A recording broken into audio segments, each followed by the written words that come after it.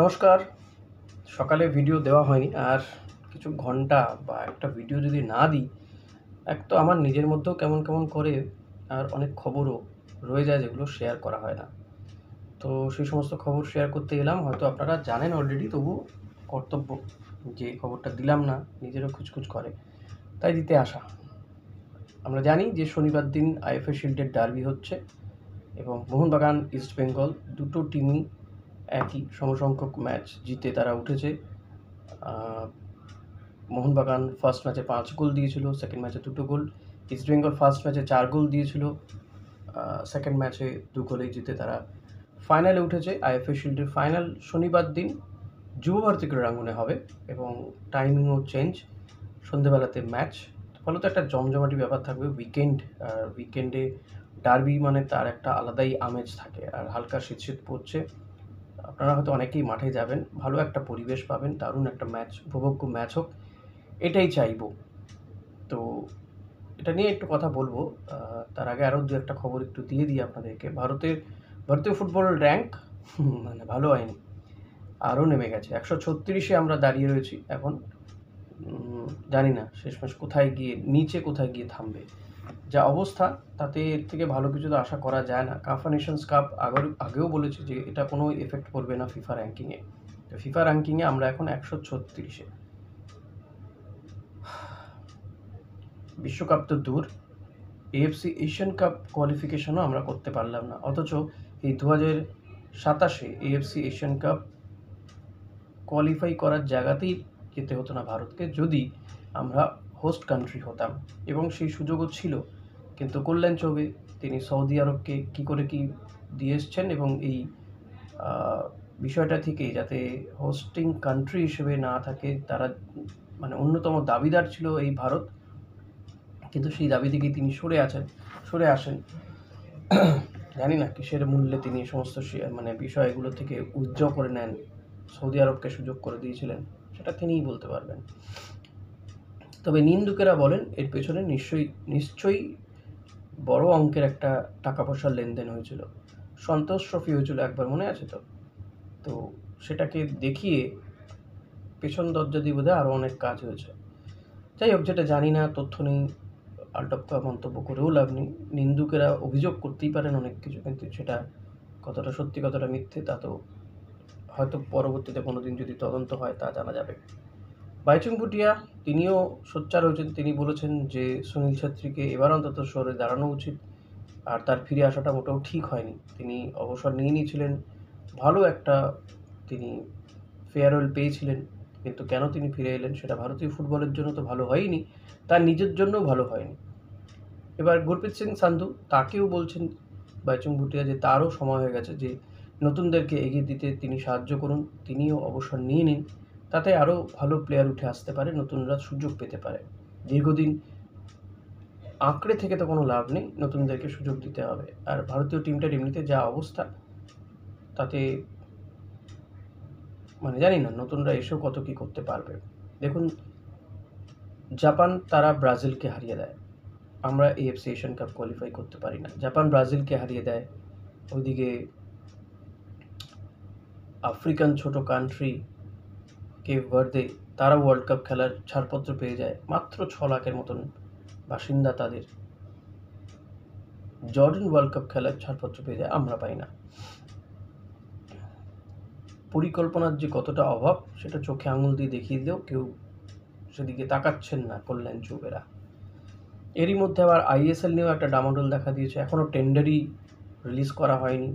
কে tender release করলে কে দরপত্র নেবে, কিনবে, কারা আসবে, কোথাও কোনো পরিষ্কার দিক নির্দেশ নেই। ফলত 10-10টি ক্লাব আবারও চিঠি দিয়েছে এআইএফএফকে যে আইএসএল নিয়ে কেন এখনও পর্যন্ত ধোঁয়াশা রাখা হচ্ছে, ধোঁয়াশা কাটছে না কেন, সেটা তাদেরকে জানাতে হবে।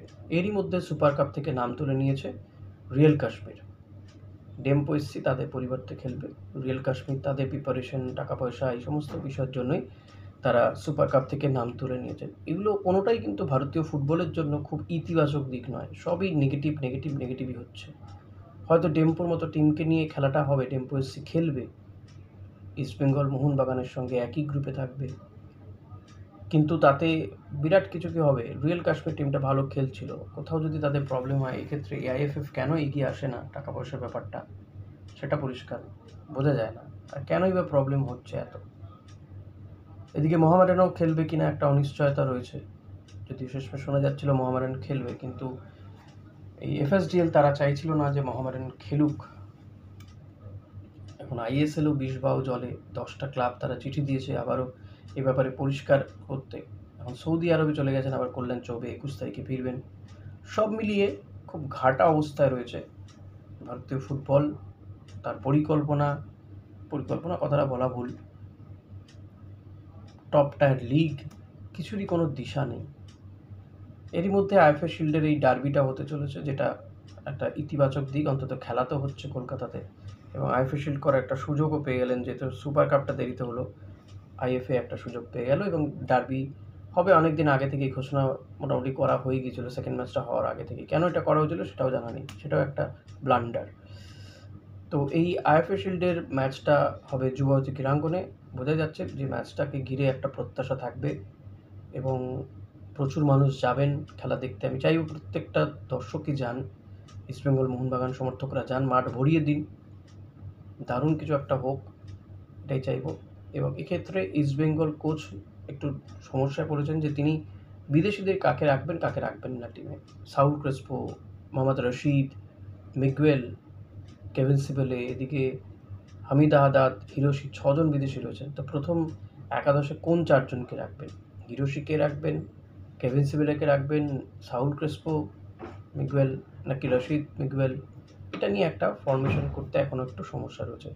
তবে আমার মনে হয় একটা চমক এবার অস্কার বুজো রাখবেনই ডার্বিতে, এবং থ্রু আউট দ্য টুর্নামেন্ট যেভাবে খেলেছে তার থেকে ডার্বি ম্যাচটা একটু অন্যরকম হবে। অনেকেই বলছেন যে নামধারীর বিরুদ্ধে অনেক স্লো খেলেছে ইস্টবেঙ্গল, পরিকল্পনা তেমন ছিল না বলে মনে করছে। আমার মনে হয় নামধারীর বিরুদ্ধে যেহেতু ইস্টবেঙ্গল খুব দ্রুত গোল পেয়ে গেছিলো, পরের দিকে একটু এক্সপেরিমেন্টের দিকে গিয়েছিল তারা, এবং প্লেয়ারদের বাঁচাতে বেশ কিছু চেঞ্জেস করা হয়েছিল। তো সেটা ডার্বিতে হবে না, ডার্বিতে অন্য ইস্টবেঙ্গলকে দেখতে পাবো, এমনটাই তো আমার মনে হচ্ছে। হিরোশি ইবুসুকিকে ইস্টবেঙ্গল ব্যবহার করবে, হয়তো অস্কার তাকে প্রথম একাদশেও রেখে দিতে পারে। সেটা যদি হয় আমি অন্তত অবাক হব না। আদারওয়াইজ তাকে ফার্স্ট চেঞ্জ হিসেবেও পরবর্তীতে নামানো হতে পারে। আমার যেটা মনে হয়, আমি এই গোটা টিমটা নিয়ে পরবর্তীতে আলোচনা করব। বিদেশিদের ব্যাপারে বলতে গেলে আমার যেটা মনে হয় যে ডিফেন্সে কেভিন সিবিএই খেলবে, ডিফেন্সে কেভিন সিবিএলে আনোয়ার আলী নাওরে মহেশও চলে আসছে। হয়তো ডার্বির আগে একটা ভালো টিমই পাচ্ছে ইস্টবেঙ্গল কোচ। আনোয়ার এবং কেভিন সিবেলে খেলবে সেন্টার ব্যাকে। এইদিকে মাঝমাঠে মোহাম্মদ রশিদ এবং মিগুয়েল খেলবে ফার্স্ট টিমে। অ্যাটাকে আহাদাদকেই হয়তো রাখা হবে ফার্স্ট টিমে। এবার যদি চমক দিতে চায় তাহলে হয়তো হিরোশিকে খেলানো হতে পারে, নাহলে ফার্স্ট টিমে হামিদ আহাদাদই খেলবে। এই ৪ জন বিদেশি খেলবে বলেই আমার মনে হচ্ছে। আরও কিছু খবর পেলে আপনাদের সঙ্গে নিঃসন্দেহে শেয়ার করা যাবে যে এই বিষয়টি এক্স্যাক্টলি অস্কার কী ভাবছেন। তবে আমার তো অন্তত এমনটাই মনে হচ্ছে যে, কারণ অস্কার যে ধরনের খেলা খেলেন, যেভাবে তিনি ম্যাচ রিড করেন বা টিম সাজান, তা থেকে এটাই প্রবাবেল বিদেশিদের তালিকা বলে আমার মনে হয় ফার্স্ট টিমে। যেহেতু নাওরে মহেশ চলে এসছে, তো সেই ক্যাপ্টেনশিপটা করতে পারবে, তাকেও খেলাতে হবে। তো এই বিষয়গুলো কাজ করবে অস্কারের ভাবনা চিন্তার ক্ষেত্রে। এবং ডার্বিতে নিঃসন্দেহে অস্কার অ্যাটাকিং নির্ভর খেলাই খেলবে। তবে টিমটা যেহেতু মোহনবাগান সহজ হবে না। তবে হ্যাঁ, ইস্টবেঙ্গল এই মরশুমে 2টো ডার্বিতেই জিতে আছে। ডুরান্ডে জিতেছে, কলকাতা লিগে জিতেছে। তবে ডুরান্ডের থেকে মোহনবাগান টিম আরও বেশি শক্তিশালী হয়েছে এখন। তাদের নতুন বিদেশি এসছে রবসন, প্লাস টিমটা কন্ডিশন বা তারা শিবির করার সময় পেয়েছে, প্র্যাকটিস করছে, অনেক দিন হয়ে গেছে। ডুরান্ডের সময় সবে তারা নেমেছিল, তার তুলনায় এখন টিমটা অনেক বেশি জমাটি। যদিও তারা যে বিরাট আহামরি খেলছে এমনটা নয়, তবুও ইস্টবেঙ্গলকে একটু বুঝে শুনেই খেলতে হবে। তবে মোহনবাগানের জন্য ম্যাচটা কিন্তু সহজ হবে না। এই ম্যাচটা আইএফএ শিল্ডের ডার্বিটা কিন্তু 50-50 হবে, এবং যদি এই বছরে পরিসংখ্যান বলা যায় তাহলে কিন্তু অ্যাডভান্টেজ ইস্টবেঙ্গলই থাকছে। কারণ 2টো ডার্বি জিতে থাকা কোথাও গিয়ে একটা মনোবল দেয়, এটা আর বলার অপেক্ষা রাখে না। এবং ডার্বি জেতা প্লেয়াররা মোটামুটি সবাই থাকছে, একমাত্র দিয়ামান্তাকোস থাকছে না। কারণ সেই ডুরান্ড কাপের ডার্বিতে দিয়ামান্তাকোসের জোড়া গোলে ইস্টবেঙ্গল জিতেছিল। তো সে থাকছে না, বাকি সবাই অলমোস্ট থাকছে।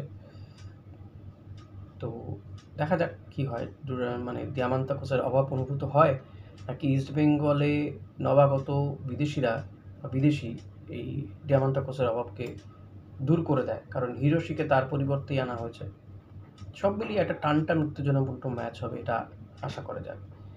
এরই মধ্যে যেটা জানা গেল যে লিওনেল মেসি যে আসছে, লিওনেল মেসি তিনি রাজ্য সরকারের যে ত্রাণ তহবিল, সেখানে 10 লক্ষ টাকা নাকি দান করবেন। এটা ভালো খবর, নিঃসন্দেহে একটা ভালো জেস্চার। মেসি আসছেন, এদিকে অক্টোবরের 22 তারিখে রোনাল্ডো আসছেন গোয়াতে।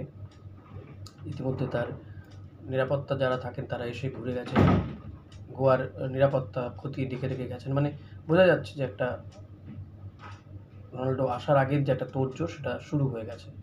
ফলত ভারতীয় ফুটবলাররা এদেরকে পাবেন।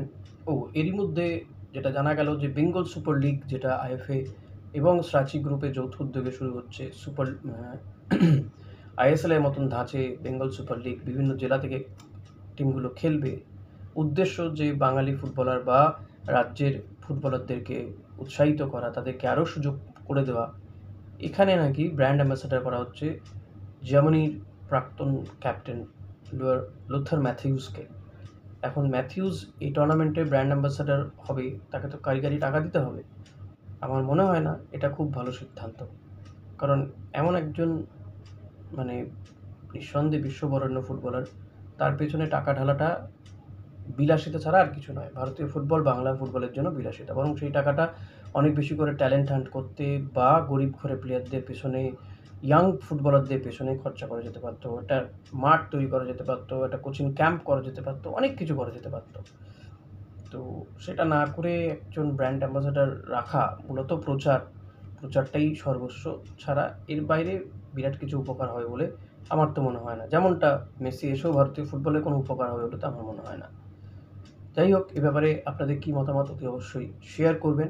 আর ডার্বিতে ইস্টবেঙ্গলের ফার্স্ট 11 কী হতে পারে, আমি পুরোটা বলিনি, আপনারা অতি অবশ্যই লিখে পাঠাবেন কী হতে পারে ফার্স্ট 11 ইস্টবেঙ্গলের।